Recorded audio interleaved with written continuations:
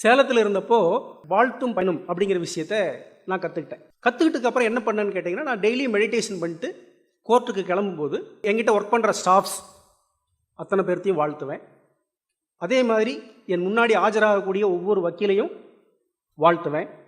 அதே மாதிரி என் முன்னாடி நிற்கக்கூடிய ஒவ்வொரு கட்சிக்காரர்களையும் வாழ்த்துவேன். இந்த மாதிரி செஞ்சதுனால கிட்டத்தட்ட ஒரு 1.5 வருஷமாக எனக்கு எந்த பிரச்சனையும் என்னுடைய பணியில் வந்ததே இல்லை.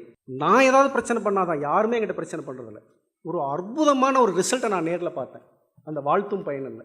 நம்ம ஹாப்பியாக இருக்கணும்னா நம்ம சுற்றி இருக்கிறவங்கள ஹாப்பியாக வச்சுருக்கணும். அப்படி வச்சுக்கிட்டிங்கன்னா நமக்கு ஹாப்பினஸ் தவிர வேறு எதையும் தேடியே போக முடியாது. வீட்டில் மனைவி, கணவன், குழந்தைகள், இந்த மாதிரி விஷயங்களை நம்ம அவங்கள ஹாப்பியாக வச்சுக்கிட்டோம்னா நம்ம ஹாப்பியாக இருக்கலாம். இந்த சமுதாயத்துக்கு மிக மிக தேவையானது அன்பும் கருணையும் தான். ஆனால் அதுவே நம்மகிட்ட இல்லை, நிறைய பேர்த்துட்டு இல்லை. ஏன்னா இப்போ நம்ம கற்றுக்கிட்டோம் இல்லைங்களா, அதனால் நம்மகிட்ட இருக்குது.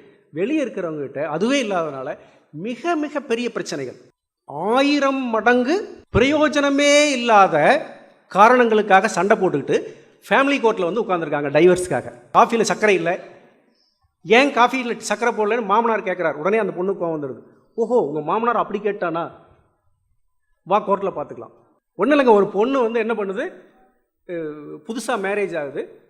மேரேஜ் ஆன உடனே மாமியார் வீட்டுக்கு போன உடனே அந்த மாமியார் சொல்கிறாங்க, கண்ணா நம்ம ஒரு ஃபங்க்ஷனுக்கு போக போகிறோம், நீ என்ன பண்ணுற, நம்ம அந்த புதுசாக எடுத்துருக்கோம் இல்லையா அந்த பொட்டு புடவை கட்டிட்டு வாமா அப்படின்னு சொல்கிறாங்க. அந்த பொண்ணுக்கு புடவை கட்ட தெரில, பட் அவங்க மாமியாரே அந்த பொண்ணுக்கு பட்டு புடவை கட்டி விடுறாங்க. பட்டு புடவை கட்டிட்டு அந்த திருமணத்துக்கு போகிறாங்க. கோயிலிருந்து வரல அந்த பொண்ணு ஒரு மாதிரி மூட் அவுட்டாகவே போகுது. போயிட்டு வந்ததுக்கப்புறம் நேராக அவங்க அப்பா வீட்டுக்கு போயிடுது. சொல்லாமல் கொள்ளாமல் கிளம்பி போயிடுது. என்னன்னா, போய் 2 நாள் கழித்து வக்கீலிருந்து நோட்டீஸ் வருது. இந்த மாதிரி புடவை கட்ட சொல்லி என் பொண்ணை டார்ச்சர் பண்ணாங்கன்னு சொல்லிட்டு வக்கீலிருந்து நோட்டீஸ் எடுறாங்க. நான் அதாங்க சொல்லுவேன், என்னை பொறுத்தவரை என்ன சொல்லுவேன்னா, நான் ஒரு வக்கீலாக இருந்து ஒரு ஜட்ஜாக இருந்தாலும் சொன்னேன்னா, நமக்கெல்லாம் வாழ்க்கையில் எதுக்கு நேரம் வரக்கூடாதுன்னு கேட்டிங்கன்னா, டாக்டர்கிட்ட போகிறதுக்கு நேரம் வரக்கூடாது, வக்கீல்கிட்ட போகிறதுக்கு நேரம் வரக்கூடாது, அடுத்து போலீஸ் ஸ்டேஷனுக்கு போகிறதுக்கு நேரம் வரக்கூடாது. இது நம்ம கையில் தான் இருக்குது, விட்டு கொடுத்து போகிறது தான். இந்த மாதிரி சமுதாயத்தில் பல பிரச்சனைகளை நம்மளே தீர்த்துக்கலாம்.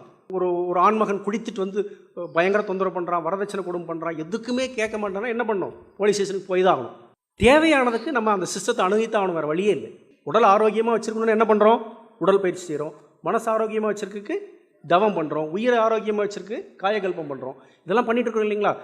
நமக்கு ஒரு வீடு கட்டணுன்னு என்ன பண்ணுறோம், மெட்டீரியல் வாங்குகிறோம், லோன் போடுறோம், பிளான் பண்ணுறோம், இதெல்லாம் பண்ணுறோம் இல்லையா.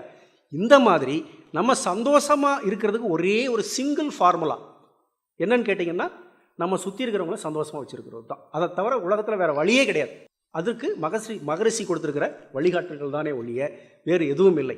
அன்பும் கருணையும் உங்களை ஆட்கொள்ளட்டும். எல்லாம் வல்ல இறைவன் உங்களுக்கு துணை புரியட்டும். உங்களுடைய பிரம்மஞானம் இன்னும் பல்வேறு மக்களை, பல்லாயிரக்கணக்கான மக்களை இந்த அறிவியல் திருக்கோயிலுக்கு கொண்டு வந்து மகரிஷி அவர்கள் விரும்புகின்ற ஒரு உலக சமாதானம் ஏற்பட்டு மிகச்சிறந்த உலகமாக, போரில்லா உலகமாக, ஏழை எளியவர்கள் இல்லாத உலகமாக, அனைவரும் சமம் என்ற உலகமாக, சந்தோஷமான உலகமாக மாற வேண்டும் என்று குருவை வேண்டிக் கொண்டு எனக்கு வாய்ப்பளித்தமைக்கு நன்றி கூறி விடைபெறுகிறேன். நன்றி, வணக்கம்.